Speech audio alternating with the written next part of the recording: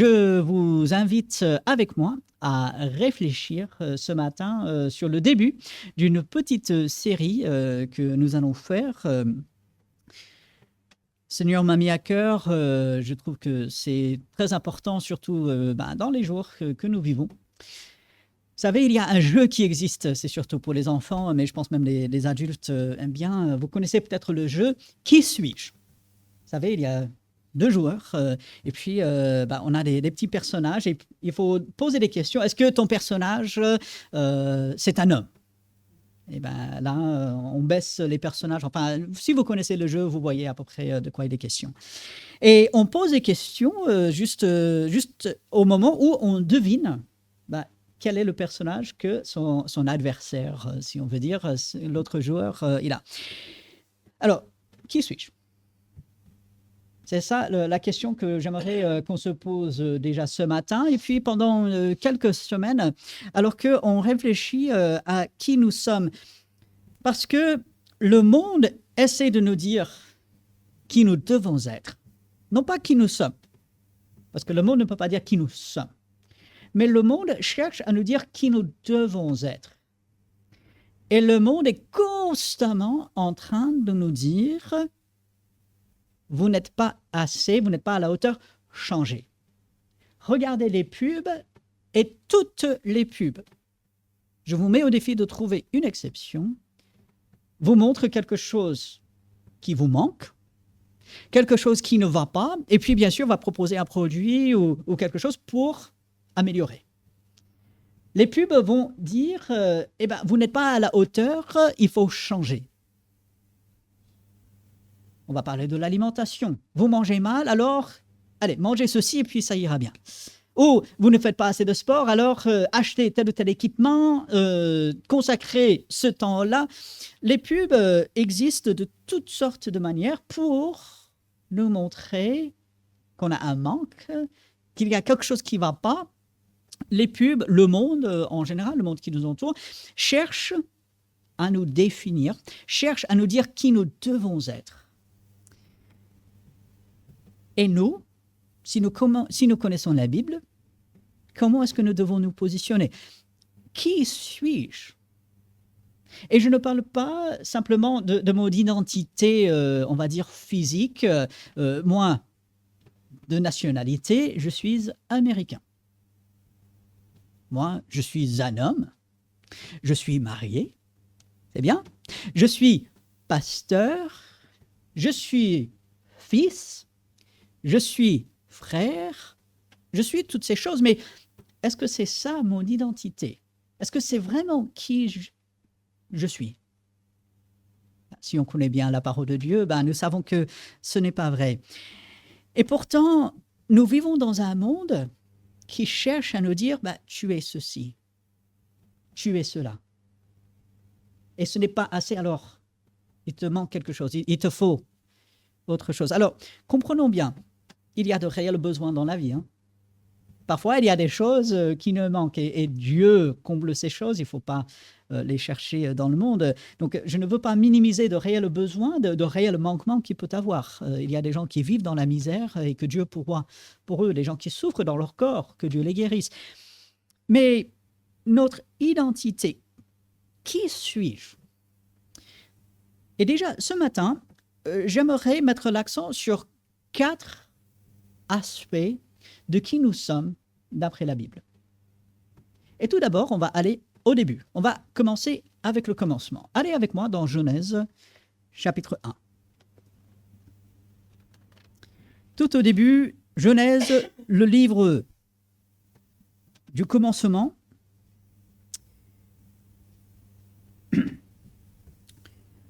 Genèse, chapitre 1. Et je veux dire tout de suite ce que nous allons voir ce matin. J'espère que ce ne sera pas une grande révélation. Ça va être surtout des rappels, mais je cherche à stimuler notre réflexion et surtout à l'appliquer pour nous aujourd'hui. Genèse, chapitre 1, les versets 26 et 27. Puis Dieu dit, faisons l'homme à notre image, selon notre ressemblance, et qu'il domine sur les poissons de la mer, sur les oiseaux du ciel, sur le bétail, sur toute la terre et sur tous les reptiles qui rampent sur la terre. Dieu créa l'homme à son image. Il le créa à l'image de Dieu. Il créa l'homme et la femme. Précision importante, les hommes, le genre masculin, n'est pas le seul qui soit fait à l'image de Dieu. Les femmes, tout autant, tout aussi vrai, faites à l'image de Dieu. C'est le point de départ. Vous et moi, sans exception, nous sommes faits à l'image de Dieu. Et on va essayer de définir cela un peu, on va essayer de creuser un peu, mais je veux aussi dire que chaque personne que nous rencontrons, lorsque tout à l'heure nous allons sortir de cette salle, cet après-midi, des personnes avec lesquelles nous serons en contact, demain, lorsque certains peut-être reprendront le travail, ou le jour d'après, peut-être dans la semaine, on sera au magasin, on sera en voiture, on sera un peu partout. Que Dieu nous aide à nous souvenir, nous avons affaire à des personnes faites à son image. Les êtres humains, que ce soit hommes, femmes, jeunes, moins jeunes, faits à l'image de Dieu. C'est quelque chose d'important et la conséquence de cela, c'est que tout au début de la vie et tout à la fin, il faut rester attaché à la vie. Dans notre société, il a été, à un moment donné, grandement question de l'avortement. Arrêter la vie avant que, pour le monde, elle ne commence. Avant la naissance, on souhaite et on autorise de tuer. Quand on le met dans ces termes-là, c'est choquant, n'est-ce pas? Des meurtres autorisés, c'est horrible. Et pourquoi est-ce qu'en tant qu'enfant de Dieu, on se positionne contre cela? Parce que nous savons que ces enfants non pas encore nés sont faits à l'image de Dieu. Ce ne sont pas simplement des amas de cellules, ce n'est pas un fœtus juste informe. C'est quelqu'un fait à l'image de Dieu. Et à l'autre extrême, aujourd'hui, on parle de plus en plus de l'euthanasie, c'est-à-dire faire mourir des personnes âgées, des personnes en fin de vie, ou même des personnes qui souffrent tellement dans leur corps. Et je veux faire attention parce que parfois, cette question, elle est beaucoup plus complexe que de simplement dire attachez-vous à la vie. Parfois, il y a de réelles questions complexes. Alors, je veux reconnaître cela. Mais reconnaissons également que la Bible dit « la vie appartient à Dieu ». Et des personnes âgées, des personnes handicapées, des personnes, quel que soit leur état, sont faites à l'image de Dieu. C'est comme ça que nous devons les regarder. Et puis, il ne faut pas simplement avoir ce regard extérieur. Les personnes que nous croisons sont faites à l'image de Dieu. Pour notre étude, pour notre réflexion ce matin, j'aimerais que chacun retienne fermement cette idée. Je suis fait à l'image de Dieu. Je suis fait à l'image de Dieu. Est-ce que vous pouvez dire cela en toute honnêteté? Est-ce que cela vous est difficile de dire cela? Est-ce qu'on se sent parfois moins? Les autres, parce qu'ils sont beaux, ils sont forts, ils sont grands, obligés, là, c'est à l'image de Dieu, parce que Dieu, il est grand, il est beau, il est fort.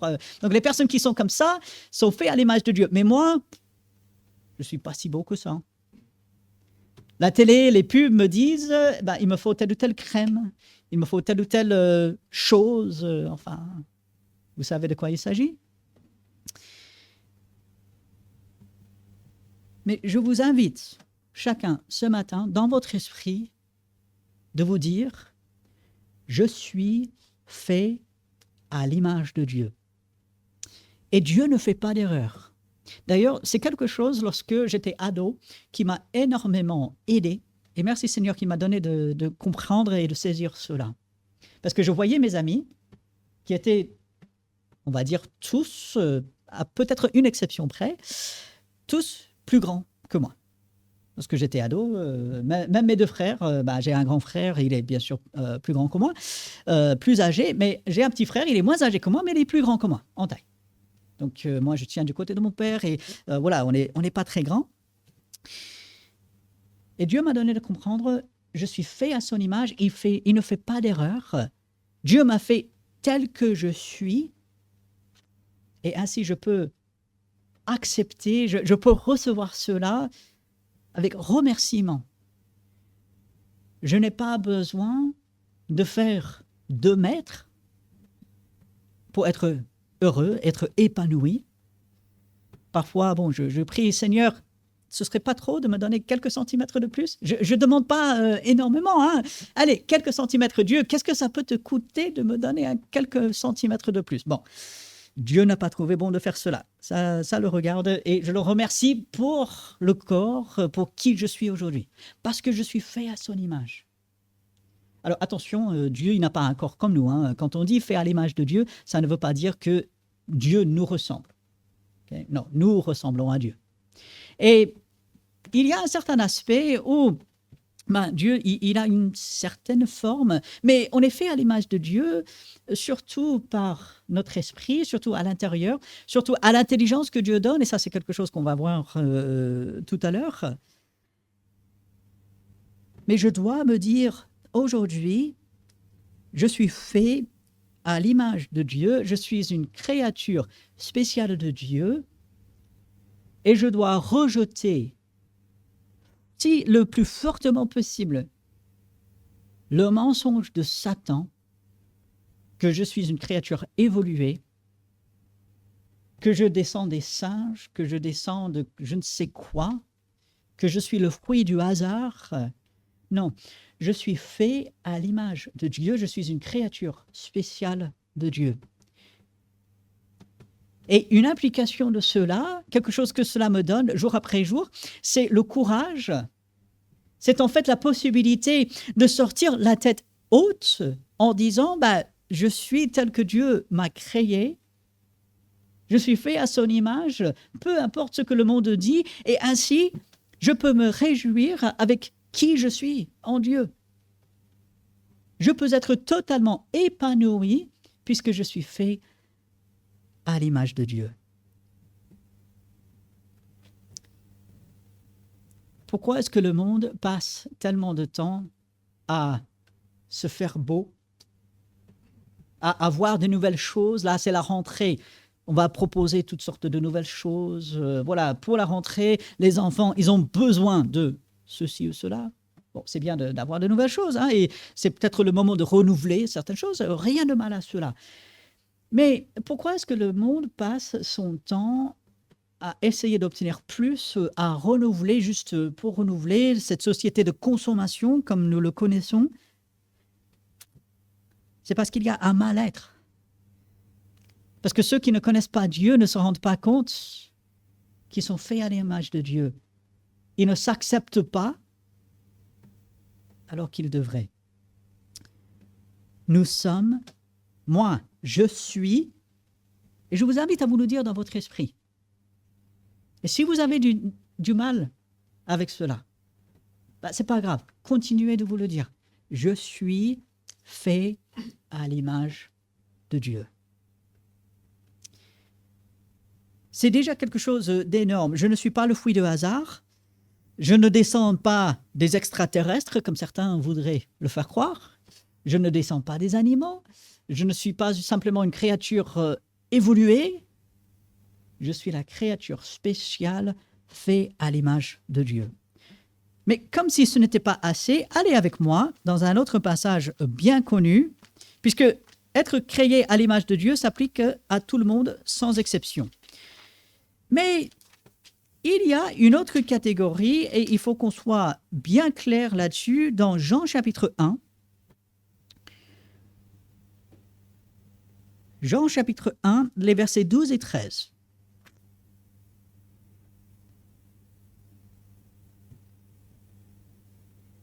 Mais à tous ceux qui l'ont reçu, à ceux qui croient en son nom, elle, donc la parole, la lumière, Jésus-Christ, Dieu lui-même, elle a donné le pouvoir de devenir enfants de Dieu, lesquels sont nés non du sang, ni de la volonté de la chair, ni de la volonté de l'homme, mais de Dieu.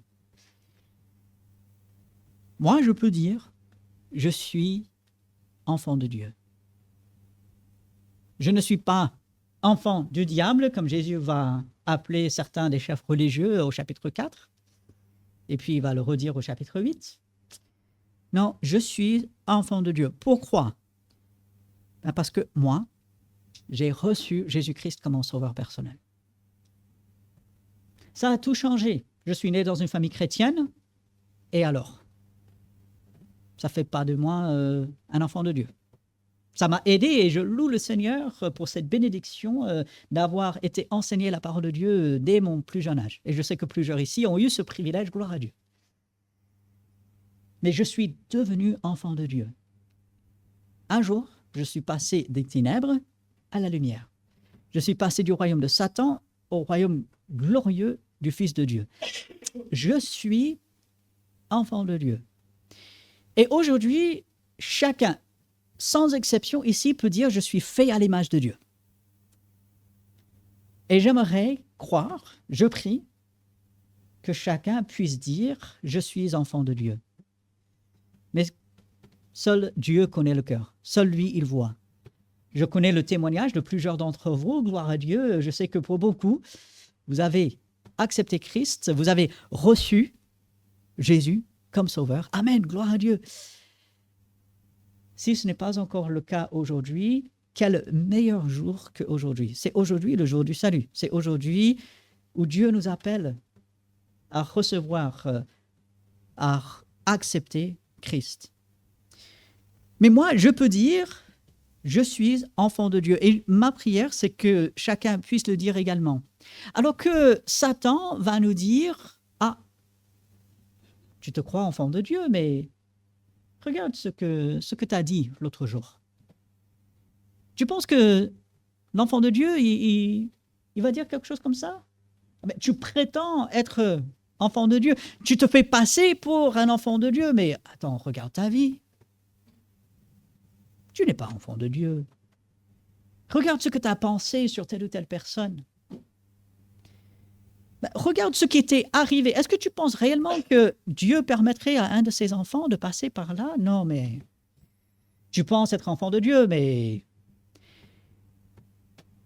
Et Satan veut nous faire douter de notre identité d'enfant de Dieu. Qui suis-je? Satan va dire, c'est pas sûr qu'on soit enfant de Dieu. Que dit la Bible? Si j'ai reçu Jésus comme mon sauveur, je suis enfant de Dieu. Dans 1 Jean chapitre 5, verset 13, Jean il va dire, je vous ai écrit ces choses afin que vous sachiez, certitude, que vous avez la vie éternelle, vous qui avez cru au nom du Seigneur Jésus. Je suis enfant de Dieu. Satan veut nous faire douter de cela. Satan veut nous écraser. Satan veut dire, allez, t'es demi-enfant de Dieu. Ça n'existe pas. Soit on l'est pas. Et si aujourd'hui, je suis enfant de Dieu, j'ai tous les privilèges de l'enfant de Dieu. Je peux venir vers mon Père à n'importe quel moment, avec n'importe quel besoin, et savoir qu'il m'écoutera et qu'il répondra. Oui, mais Robert, j'ai prié et Dieu n'a pas encore répondu. La Bible va dire, prie encore. Ouais, mais j'ai déjà prié. Prie encore. Et je dois me le dire moi-même. J'aimerais pouvoir dire autre chose. J'aimerais pouvoir dire, une fois que tu auras prié 50 fois, 100 fois, là, Dieu agira. Ça ne marche pas comme ça. Par contre, je suis enfant de Dieu et je peux venir à Dieu avec n'importe quel besoin, à n'importe quel moment. Je peux chercher réconfort, je peux chercher tout dont j'ai besoin en lui et je sais qu'il m'aidera. Qui suis-je? Je suis fait à l'image de Dieu, je suis une créature de Dieu. Mais moi, personnellement, je suis enfant de Dieu. Est-ce que vous pouvez le dire? Et demain, quand on sera dans le monde, on sera entouré de personnes qui, pour la plupart, ne sont pas enfants de Dieu. Et que je vais entendre certaines choses, je vais entendre la voix de Satan qui va me faire douter. Il y aura les tentations qui vont venir. Mais qui suis-je? Je suis enfant de Dieu. Comme si ce n'était pas assez, alors c'est déjà énorme. Nous sommes bénis de toute bénédiction dans les lieux célestes avec Jésus-Christ. Ça, c'est un de nos droits en tant qu'enfants de Dieu. Mais si ce n'était pas assez, allez avec moi dans Psaume 139. Le Psaume 139.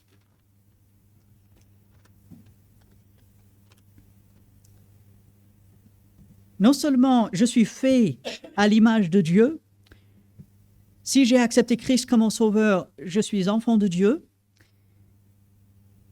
Mais permettez-moi, sur la base de la Bible, de dire aujourd'hui et de vous encourager à dire, je suis intelligent. Je suis intelligent. C'est la Bible qui le dit. Dieu nous a donné un cerveau. Oui, mais Robert, je ne suis pas aussi intelligent. Non. Ne nous comparons pas les uns aux autres. La Bible dit, arrête de faire ça. Je suis intelligent. Psaume 139, à partir du verset 13. Alors, tout ce chapitre, il est vraiment formidable, mais je vais juste cibler quelques versets. C'est toi qui as formé mes reins, verset 13, qui m'as tissé dans le sein de ma mère. Je te loue que je suis une créature si merveilleuse, tes œuvres sont admirables et mon âme, c'est-à-dire mon être intérieur, le reconnaît bien. Mon corps n'était point caché devant toi lorsque j'ai été fait dans un lieu secret, tissé dans les profondeurs de la terre. Quand je n'étais qu'une masse informe, tes yeux me voyaient, et sur ton livre étaient tous inscrits les jours qui m'étaient destinés avant qu'aucun d'eux existe. Puisque je suis créé par Dieu et que le psalmiste ici affirme, écrit et annonce que Dieu nous a fait tout entier, Dieu, il a créé votre cerveau. Dieu, il a créé votre cerveau et il vous a donné une intelligence. Il vous a donné la capacité de réfléchir. Il nous a créés intelligents. Mais encore une fois, qu'est-ce que nous entendons dans le monde? Ah, mais tu n'arriveras à rien. Est-ce que tu es bête ou quoi? Non, nous ne sommes pas bêtes.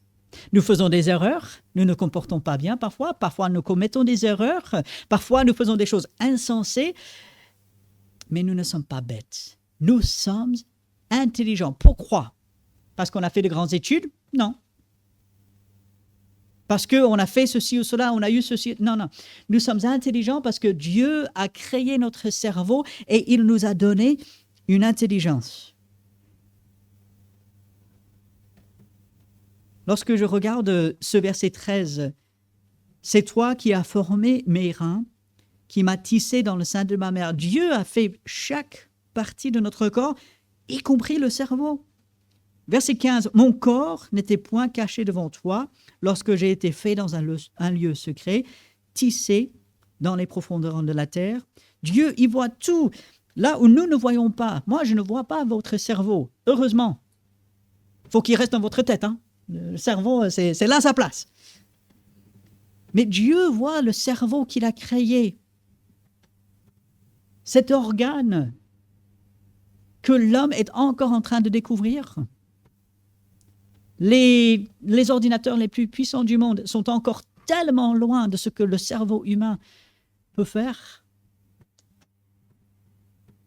Dieu nous a donné un cerveau. Dieu m'a donné un cerveau Dieu m'a donné la capacité de réfléchir. Dieu m'a donné la capacité de comprendre sa parole. Dieu m'a donné la capacité de comprendre ce qui se passe autour de moi. Je suis intelligent. Je disais ça à quelqu'un récemment. J'ai dit, mais tu sais, tu es intelligent. La personne m'a dit, mais non, arrête, je suis pas intelligent. C'est Dieu qui le dit. Alors ici, ce passage n'est peut-être pas des plus clairs, mais allez avec moi. Ce livre, il sera peut-être un tout petit peu plus difficile à trouver. Ecclésiaste. Alors si vous êtes dans les psaumes, après, c'est le livre des Proverbes, et puis le livre d'Ecclésiaste.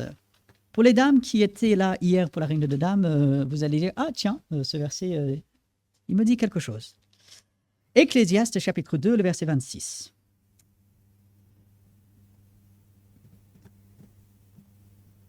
La première partie de ce verset qui dit « Car il », alors c'est Dieu, bien sûr, « il donne à l'homme et aussi à la femme, donc homme, femme, sans distinction, il donne à l'homme qui lui est agréable la sagesse, la science, l'intelligence et la joie. » Ah, mais Robert, parfois je ne suis pas agréable à Dieu. Si tu regardes le verset, il donne à l'homme qui lui est agréable. Oui, mais revenons au début. Je suis fait à l'image de Dieu. Je suis enfant de Dieu, donc je suis agréable à Dieu par Jésus-Christ, toujours. Ça ne dépend pas de moi. Et ainsi, Dieu me donne sagesse, science, intelligence et joie. C'est la Bible qui le dit. Je suis intelligent. Le monde va chercher à nous rabaisser. Le monde va chercher à dire, mais tu n'y arriveras pas parce que tu n'es pas intelligent, parce que tu n'as pas fait des études, parce que tu n'as pas ceci, parce que tu n'as pas cela. Imaginons tout ce que nous pouvons. Le verdict de Dieu, ce que Dieu dit de nous, c'est « je suis intelligent ». Et ainsi, lorsque je sors encore une fois dans ce monde dans lequel Dieu me place, je peux avoir la tête haute. Je peux dire, mais oui, je suis intelligent. J'ai la parole de Dieu, j'ai Dieu qui habite en moi. J'avance avec confiance parce que je suis intelligent. C'est Dieu qui me donne l'intelligence. Et si je suis enfant de Dieu, encore plus, j'ai l'intelligence divine. J'ai l'éclaircissement divin. Ce qui vient de Dieu, c'est ça, ce que je suis. Quand je réfléchis à cela, comment ne pas se lever le matin, s'occuper de ses différentes responsabilités sans être dans la joie? Merci Seigneur. Tu ne me laisses pas seul avec ma propre petite tête, mes propres petites cervelles. Non, Dieu me donne son intelligence. Et quand j'ai besoin de sa sagesse, Jacques chapitre 1, je la demande, il la donne. C'est ça que je suis. Intelligent. C'est Dieu qui le dit. On pourrait aussi parler du livre de Job, chapitre 32. Alors, il faut savoir que le livre de Job, il y a des choses à prendre, des choses à laisser, c'est-à-dire identifier les mauvais enseignements que les amis de Job donnent. Mais dans Job, chapitre 32 et le verset 8, Job chapitre 32, verset 8, « Mais en réalité, dans l'homme, c'est l'esprit, le souffle du Tout-Puissant qui donne l'intelligence. » Encore une fois, Dieu habite en moi si je suis son enfant. Et il me rend sage, il me rend intelligent, il me rend capable d'identifier des erreurs, il me rend capable de voir la vérité, bien sûr. Il me fortifie. Et si on va un peu plus loin dans le chapitre 38 et le verset 36, là c'est Dieu lui-même qui parle. Qui a mis la sagesse dans le cœur? Ou qui a donné l'intelligence à l'esprit? C'est Dieu. La réponse sous-entendue ici, c'est Dieu. Et si Dieu dit quelque chose, ça veut dire c'est vrai. Donc je peux sortir et dire Je suis intelligent. Peu importe ce que le monde va me dire. Peu importe ce que peut-être j'ai entendu dans mon enfance. Peu importe ce que j'entends au travail où on cherche à nous écraser, à nous rapetisser. Dieu dit, je suis intelligent par lui. On pourrait aussi parler de Proverbes chapitre 2 et le verset 6. Je vous laisse noter ce verset, Proverbes chapitre 2, verset 6, qui va dans ce même sens. Je peux m'afficher en tant que quelqu'un d'intelligent. Je ne suis pas stupide. Je ne suis pas insensé. Je suis intelligent par Jésus-Christ. C'est le verdict de Dieu. Alors, ne laissons personne nous dire le contraire. Affichons la vérité de Dieu.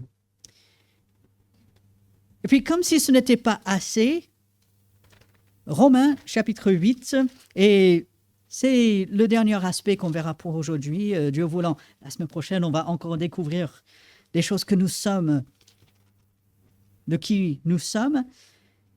Mais pour aujourd'hui, j'aimerais terminer avec cette idée. Non seulement je suis fait à l'image de Dieu, non seulement je suis enfant de Dieu, donc si j'ai accepté Christ comme mon sauveur, je peux dire enfant de Dieu.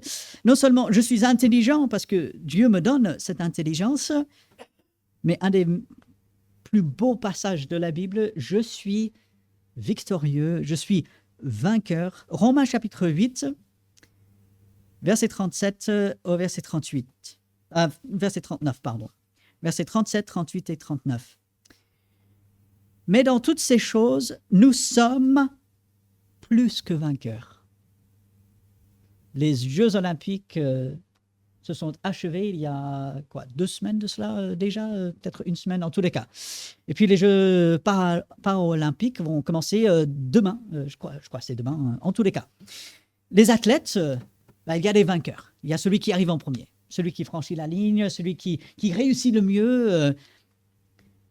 J'aime bien l'expression de Paul, nous sommes plus que vainqueurs. Nous sommes même encore au-dessus de tout ce qui peut être vaincu, plus que vainqueurs. Dans toutes ces choses, dans toutes les difficultés, nous sommes plus que vainqueurs. Dans n'importe quelle situation, pensez au meilleur, pensez au pire, nous sommes plus que vainqueurs par celui qui nous a aimés. Qui suis-je? Je ne suis pas du tout, mais du tout, avec la force la plus énorme, pas du tout, un échec. Je suis vainqueur. Vous connaissez des losers. On emploie parfois ce terme, ça vient de l'anglais, les perdants. Les perdants. Mais non, je ne suis pas un perdant. Je suis un gagnant, je suis un vainqueur, je suis victorieux par celui qui m'a aimé.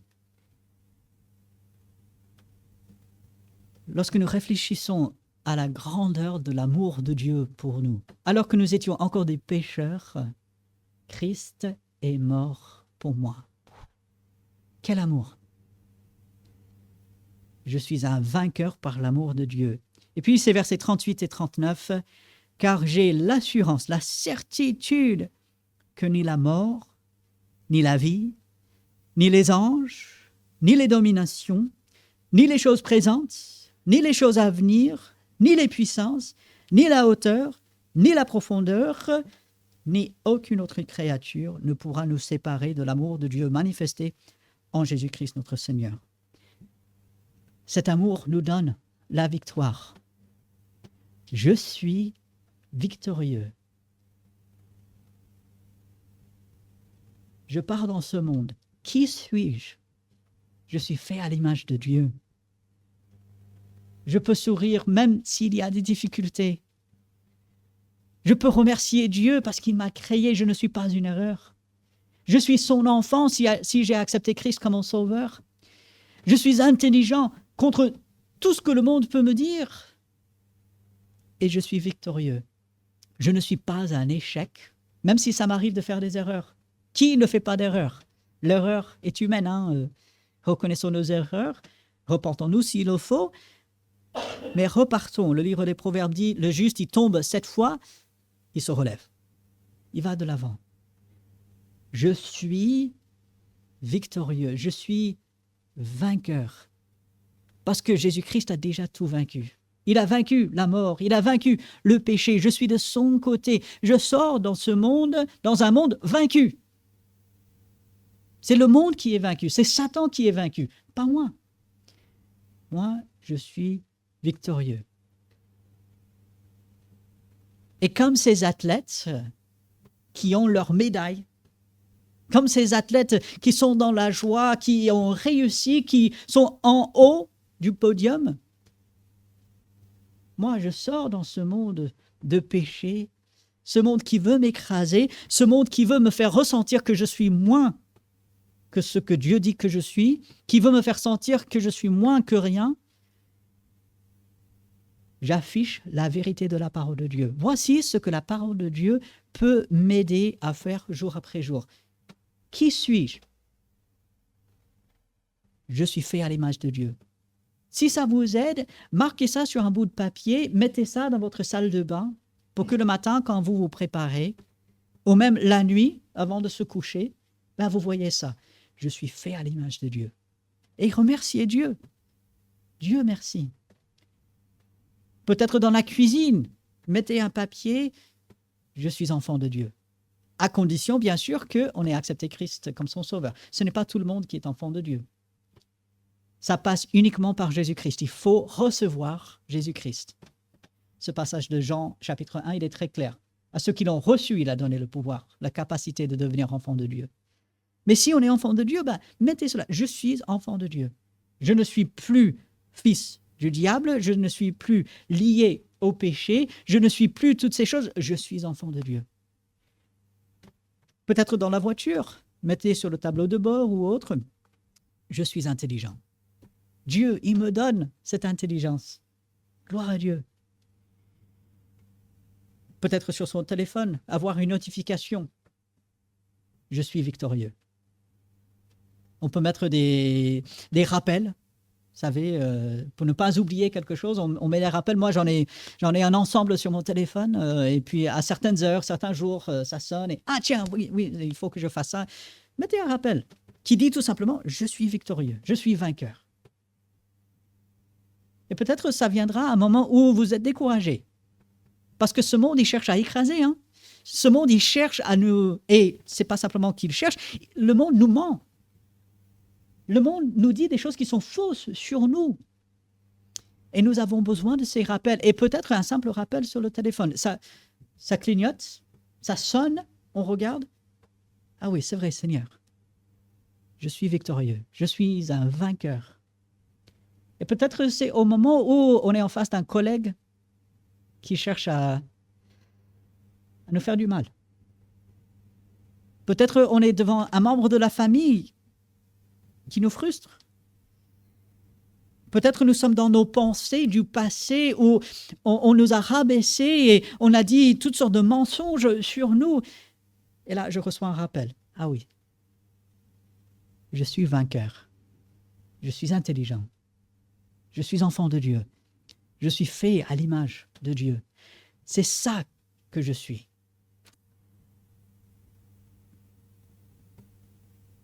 Alors, qui suis-je? Ma prière ardente, c'est que chacun soit enfant de Dieu. Même si on n'a pas commencé avec ça, même si c'était le deuxième, c'est le plus important. Devenir enfant de Dieu, c'est la décision la plus importante qu'on puisse prendre. Et c'est le départ de tout. Et lorsqu'on est enfant de Dieu, on a toutes sortes d'autres choses qui sont notre identification en Jésus-Christ. En voici quelques-unes ce matin. Que Dieu nous aide à nous en souvenir et à nous réjouir et aller avec la force que notre identité nous donne. Voici ce que nous sommes et avançons dans cette vie, dans ce monde difficile, oui, entaché par le péché, mais un monde déjà vaincu, nous sommes victorieux et nous pouvons avancer dans cela. Alors Dieu voulant, pendant les quelques dimanches à venir, nous allons encore examiner d'autres aspects de notre identification en Jésus-Christ pour nous aider à vivre la vie que lui, finalement, il veut ne pas accepter les mensonges du monde qui cherchent à nous définir. Non, c'est la parole de Dieu qui nous dit qui nous sommes et que Dieu nous aide à nous en rappeler. On a besoin de son aide et ainsi, comme chaque dimanche, on va passer quelques instants dans le silence, réfléchir, demander l'aide de Dieu. Alors, quelques instants dans le silence, et puis je terminerai par une dernière prière. Notre grand Dieu, nous te louons, que tu nous montres clairement qui nous sommes, ce que toi tu penses de nous. Tu nous révèles dans ta parole toutes ces vérités. Nous te disons merci et nous implorons ton aide pour nous rappeler ces vérités. C'est tellement difficile par moments parce que nous entendons toutes sortes de mensonges sur notre identité. Nous subissons la pression de croire les choses qui sont fausses sur nous-mêmes et sur les autres. Éclaire-nous, Seigneur, pour toujours voir ta vérité, ce que toi tu dis sur nous, de vivre dans cette certitude que nous sommes faits à ton image, nous ne sommes pas le fruit de hasard. Si nous avons accepté Christ comme notre Sauveur, que nous sommes enfants de Dieu, nous faisons partie de ta famille, que nous sommes intelligents contrairement à tout ce que le monde peut nous faire croire, et que nous sommes victorieux, des vainqueurs par toi. Rappelle-nous, Seigneur, aujourd'hui, demain, tout au long de cette semaine. Tu sais combien ce sera difficile, mais avec toi, tout est possible. Et que tu nous rappelles ces choses jour après jour. Et que tu nous aides à vivre avec l'assurance que toi tu donnes. La tête haute dans ce monde, nous afficher en tant que tes enfants qui savons qui nous sommes par toi. Nous implorons ton aide, Seigneur, et c'est en ton nom que nous prions. Amen. Je vous laisse avec un dernier verset dans le livre de Galates, chapitre 6, verset 18. Frères et sœurs, donc chacun, que la grâce de notre Seigneur Jésus-Christ soit avec votre esprit. Amen. Allez avec la paix, avec la grâce, la joie du Seigneur. Très bon dimanche. Saluez-vous les uns les autres, surtout ceux qui nous font la joie d'être avec nous pour la première fois. Un très bon dimanche à chacun.